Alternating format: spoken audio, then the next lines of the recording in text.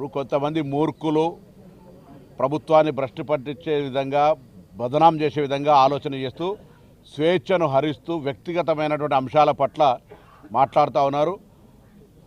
నిజంగా అంత ధైర్యం ఉంటే ఆధారాలతో బయట పెట్టాలి. అట్లా కాకుండా వట్టిగానే ఒక కథనం చేసి దాన్ని మార్కెట్ చేసి వాళ్ళు ఏదో రాక్షసానందం పొందితే చట్టం తన పని తను చేసుకుంటూ పోతుంది.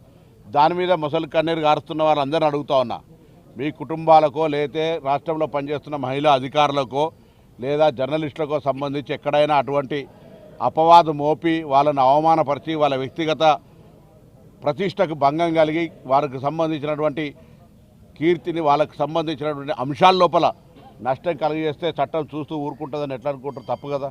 అందుకే ప్రభుత్వంలో ఇటువంటి నిరాధారమైన ఎటువంటి పస లేకుండా ఒక రాజకీయ దురుద్దేశంతో కుట్ర చేసి అందులో పత్రికలు లేదా సోషల్ మీడియా ఇటువంటివి చేస్తే ప్రభుత్వం తప్పకుండా గతంలోనే చెప్పడం జరిగింది. దాంట్లో రాజకీయ ప్రమేయం అవసరం లేదు.